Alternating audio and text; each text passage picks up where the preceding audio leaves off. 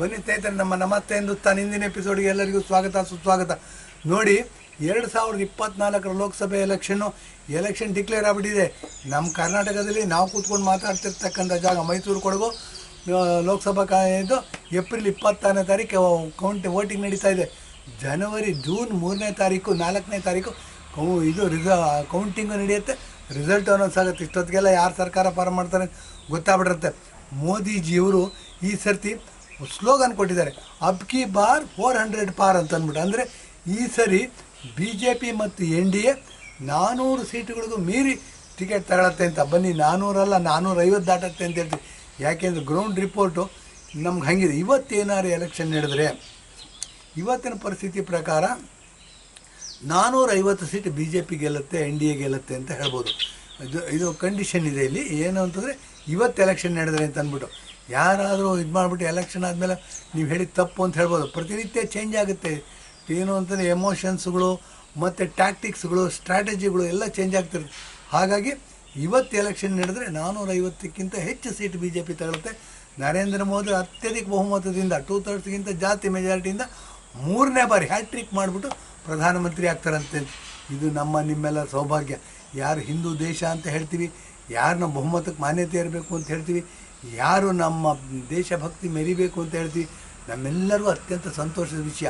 ನೋಡಿ, ಏನು ಅಂತಂದರೆ ನಿಮ್ಮೆಲ್ಲರ ಜೀವಿತಾವಧಿಯಲ್ಲಿ ಕಾಲಮಾನದಲ್ಲಿ ಕಂಟೆಂಪ್ರರಿಯಾಗಿ ನರೇಂದ್ರ ಮೋದಿಯವರು ಸಿಕ್ಕಿದ್ದಾರೆ. ರಾಮ ಇದ್ದಂತೆ, ಕೃಷ್ಣ ಇದ್ದಂತೆ, ವಿವೇಕಾನಂದರು ಇದ್ದಂತೆ, ಬಸವಣ್ಣವರು ಇದ್ದಂತೆ ಎಲ್ಲ ಹೇಳ್ತೀವಿ. ಎಲ್ಲರಿಗಿಂತ ದೊಡ್ಡ ಲೀಡರ್ ಇರಲಿ ಡೆಮಾಕ್ರಸಿನಲ್ಲಿ ನರೇಂದ್ರ ಮೋದಿಯವರು ಸಿಕ್ಕಿದ್ದಾರೆ. ಎಷ್ಟು ಹೆಮ್ಮೆ ಪಡಬೇಕು ನಾವು. ಅದು ಬಿಟ್ಬಿಟ್ಟು ಮನುಷ್ಯ ಅಂದಮೇಲೆ ಸಣ್ಣ ಪುಟ್ಟ ತಪ್ಪುಗಳಿರುತ್ತೆ, ಅಲ್ಲೊಂದು ಇಲ್ಲೊಂದು. ಅದನ್ನೇ ದೊಡ್ಡದು ಮಾಡಿಕೊಂಡು ನರೇಂದ್ರ ಮೋದಿನ ಸೋಲಿಸಬೇಕು ಅನ್ನೋರು ಕೆಲವರು ಇದ್ದಾರೆ. ಇದೇನು ಅಂತಂದರೆ ಎಂಥ ದುರಂತ. ನಮ್ಮ ದೇಶದಲ್ಲಿ ಮುಸಲ್ಮಾನರಲ್ಲ ರೀ ನಮ್ಮ ಶತ್ರುಗಳು, ಅಥವಾ ಕ್ರಿಶ್ಚಿಯನ್ರಲ್ಲ ನಮ್ಮ ಶತ್ರುಗಳು, ಅಥವಾ ಬೇರೆ ಚೈನಾದಿಂದ ಬಂದವರೆಲ್ಲ ನಮ್ಮ ಶತ್ರುಗಳು, ಪಾಕಿಸ್ತಾನದಿಂದ ಬಂದಿರತಕ್ಕಂಥವರೆಲ್ಲ ಶತ್ರು. ನಮ್ಮ ಹಿಂದೂಗಳೇ ಪರ್ವರ್ಟೆಡ್ ಹಿಂದೂಗಳು ಅಂತ ಹೇಳ್ಬೋದು.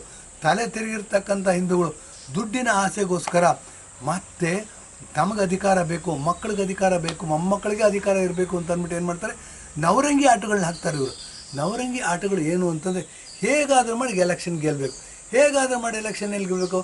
ಯಾವುದೇ ನಾಗರಿಕ ಸಮಾಜದಲ್ಲಿ ಭಿಕ್ಷೆ ಕೊಟ್ಟವನು ಯಾವತ್ತೂ ಸ್ಟ್ರಾಂಗ್ ಆಗಲ್ಲ ರೀ, ಭಿಕ್ಷೆ ತೊಗೊಂಡವನು ಯಾವತ್ತೂ ಸ್ಟ್ರಾಂಗ್ ಆಗಲ್ಲ.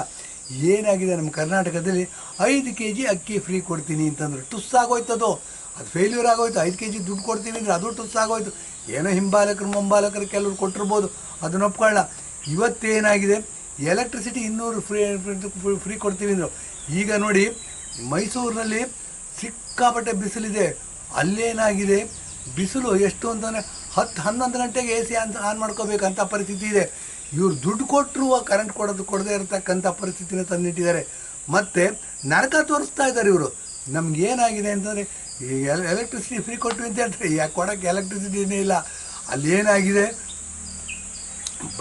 ಒಂದು ಕಡೆ ಸೆಕೆ ಕಿತ್ತು ತಿನ್ನತ್ತೆ. ಬನಿ ಕಿತ್ತು ಹಾಕಿದ್ರು ನಮಗೆ ಬದುಕೋಕ್ಕೆ ಸಾಧ್ಯ ಇಲ್ಲ, ಅಷ್ಟು ಸೆಕೆ ಇದೆ. ಇನ್ನು 42, 43, 45 ಡಿಗ್ರಿ ಸೆಂಟಿಗ್ರೇಡ್ವರೆಗೂ ಹೋದರೆ ಎಷ್ಟು ನರಕ ಅನುಭವಿಸ್ಬೇಕು. ಬೆಂಗಳೂರಲ್ಲಿ ನೋಡಿ, ಕುಡಿಯೋ ನೀರಿಗೆ ಅಭಾವ ಆಗಿದೆಯಂತೆ. ಆ ಕುಡಿಯೋ ನೀರು ಕೊಡೋಕ್ಕಾಗ್ತಿಲ್ಲ, ಬೋರ್ವೆಲ್ ತೋರ್ಸೋಕ್ಕಾಗ್ತಿಲ್ಲ. ದುಡ್ಡು ಇವರು ಎಲ್ಲ ಫ್ರೀ ಬೀಗಳು ಕೊಟ್ಬಿಟ್ಟು ಖಜಾನೆ ಖಾಲಿ ಆಗೋಗಿದೆ. ರಸ್ತೆಗಳನ್ನ ನಿರ್ಮಾಣ ಮಾಡೋಕ್ಕೆ ದುಡ್ಡಿಲ್ಲ, ಎಲೆಕ್ಟ್ರಿಸಿಟಿ ಫ್ರೀ ಕೊಡ್ತಿಲ್ಲ. ನಮಗೆ ಈ ಸತಿ ಸಮ್ಮರ್ಲಿ ಇದೇ ಕಾಂಗ್ರೆಸ್ ಸರ್ಕಾರ ಏನು ಫ್ರೀ ಬಿಗಳು ಕೊಡ್ತು, ನರಕ ತೋರಿಸ್ತಾ ಇದ್ದಾರೆ. ಇದು ಒಂದು ಹೇಳಬೇಕಾಗತ್ತೆ. ಮತ್ತು ಇದಲ್ದೇ ಬನ್ನಿ, ಅನ್ನಭಾಗ್ಯ ಕೊಟ್ವಿ ಅಂತಂದ್ರೆ ಅನ್ನಭಾಗ್ಯದ ಬಗ್ಗೆ ಸ್ಪೆಷಲಾಗಿ ಮಾತಾಡಬೇಕು. ಇದೇ ಸಿದ್ದರಾಮಯ್ಯನವ್ರು ಮುಖ್ಯಮಂತ್ರಿ ಆಗಿದ್ದಾರೆ, ಬುದ್ಧಿವಂತ ಆತ, ಚಾಣಾಕ್ಷ. ಅವರೇನು ಮಾಡಿದ್ರು, ಏನು ಬಾಲಾಕೋಟಲ್ಲಿ ನರೇಂದ್ರ ಮೋದಿ ಗನ್ ತೊಗೊಂಡು ಹೋಗಿದ್ರೆ ಹೊಡೆದಾಡೋದಕ್ಕೆ ಅಂತಂದ್ರೆ, ಆಯಿತು ಸ್ವಾಮಿ, ಗನ್ ತೊಗೊಂಡು ಹೋಗಿರಲಿಲ್ಲ, ಏನೋ ಜನಗಳು ಮಾತಾಡ್ದು, ಅವ್ರು ಹೇಳಿಲ್ಲ. ಅದನ್ನು ನಿಮಗೆ ಒಂದು ಪ್ರಶ್ನೆ ಕೇಳೋಕ್ಕೆ ಇಷ್ಟಪಡ್ತೀವಿ.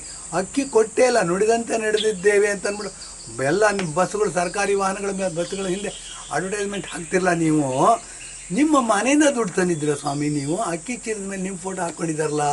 ಇದು ಜನಸಾಮಾನ್ಯರು ಕೇಳ್ತಕ್ಕಂಥ ಪ್ರಶ್ನೆ. ನಿಮಗೇನು ಅನ್ಸೋದೇ ಇಲ್ವಾ? ಇಷ್ಟು ಬಂಡತನದ ರಾಜಕೀಯ ಮಾಡಬೇಕಾ ಮುಖ್ಯಮಂತ್ರಿ ಆಗಿರೋರು? ಈ ಜನಗಳ ಸೂಕ್ಷ್ಮಗಳು ಅರ್ಥ ಮಾಡ್ಕೋಬೇಕು. ಅರ್ಥ ಮಾಡ್ಕೊಂಡು ಅದಕ್ಕೆ ತಕ್ಕನಾದ ಯೋಜನೆಗಳನ್ನ ರೂಪಿಸ್ಬೇಕು. ಅದೆಲ್ಲ ಬಿಟ್ಬಿಟ್ಟು ಭಿಕ್ಷೆ ಕೊಟ್ಬಿಟ್ಟು ನಾವು ಸ್ಟ್ರಾಂಗ್ ಮಾಡ್ತೀವಿ ದೇಶನ ಅಂತ ಹೊರಟಿದ್ದಿರಲ್ಲ. ಭಿಕ್ಷೆ ತೊಗೊಂಡವ್ರು ಯಾವತ್ತೂ ಸ್ಟ್ರಾಂಗ್ ಆಗೋದಿಲ್ಲ ರೀ. ಇವತ್ತು ಯಾಕೆ ಅಂತ ಹೇಳ್ತೀನಿ ಬನ್ನಿ. ಇವತ್ತು 5 kg ಅಕ್ಕಿ 10 kg ಅಕ್ಕಿ ಫ್ರೀ ಅಂತ ಅನೌನ್ಸ್ ಮಾಡಿದ್ರೆ ನಿಮ್ಗೆ ಓಟ್ ಹಾಕ್ತಾರೆ ಜನ. ಅದೇ ಇಮ್ರಾನ್ ಖಾನ್ ಇನ್ನೇನು ಜೈಲಿಗೆ ಹೋಗ್ತಾನಂತ, ಆತ ಪಾಕಿಸ್ತಾನ ಸೋತು ನೆಲ ಕಚ್ಚಿರ್ತಕ್ಕಂಥ ಇಮ್ರಾನ್ ಖಾನ್ ಬಂದು ಕರ್ನಾಟಕದಲ್ಲಿ 50 kg ಅಕ್ಕಿ ಕೊಡ್ತೀನಿ ಅಂತಂದರೆ ಇದೇ ನಿಮ್ಗೆ ಓಟ್ ಹಾಕಿರ್ತಕ್ಕಂಥ ಜನ ಇಮ್ರಾನ್ ಖಾನ್ ಓಟ್ ಹಾಕಿ ಆತನ ಕರ್ನಾಟಕದ ಮುಖ್ಯಮಂತ್ರಿ ಮಾಡ್ತಾರೆ ತಿಳ್ಕೊಳ್ಳಿ. ಮತ್ತು ನಿಮ್ಮ ಹಿಂಬಾಲಕರೇ ಇಮ್ರಾನ್ ಖಾನ್ ಜೈ ಅಂದ್ಕೊಂಡು ಹೋಗ್ತಾರೆ. ಯಾಕೆ ಅಂದರೆ ನಮ್ಮ ಸರ್ಕಾರ ಬಂತು, ಶರಿಯತ್ ಲಾ ಬಂತು ಅಂತ ಅಂದ್ಕೊಂಡು ಜೈ ಅಂತ ಹೋಗೋರು ನಿಮ್ಮ ಕ್ಯಾಬಿನೆಟಲ್ಲಿ ಎಷ್ಟು ಜನ ಇದ್ದಾರೆ ಅನ್ನೋದನ್ನು ಯೋಚನೆ ಮಾಡಬೇಕು. ನೀವು ಹೇಳಿ 1 2 3 4 ಅಂತ ಸಿಗುತ್ತೆ. ಏನಾಗುತ್ತೆ ಈ ಥರ ಎಲ್ಲ ಮಾಡಿದ್ರೆ ನಮ್ಮ ದೇಶಕ್ಕೆ ದೇಶಭಕ್ತಿ ದೊಡ್ಡದಲ್ವಾ ಅನ್ನೋ ಪ್ರಶ್ನೆ ಬರುತ್ತೆ. ಇದೆಲ್ಲ ಬಂದಾಗ ಲೋಕಸಭೆ ಎಲೆಕ್ಷನಲ್ಲಿ ಯಾರಿಗೆ ಓಟ್ ಹಾಕಬೇಕು ಅಂತ ನಾವು ಹೇಳ್ತೀವಿ. ಲೋಕಸಭೆ ಎಲೆಕ್ಷನಲ್ಲಿ ದೇಶ ದೊಡ್ಡದು ಅಂತಂದರೆ ನರೇಂದ್ರ ಮೋದಿ ದೇಶಕ್ಕೆ ಅತ್ಯಂತ ಸೂಕ್ತವಾದ ಕೆಲಸಗಳನ್ನ ಮಾಡ್ತಾ ಇದ್ದಾರೆ.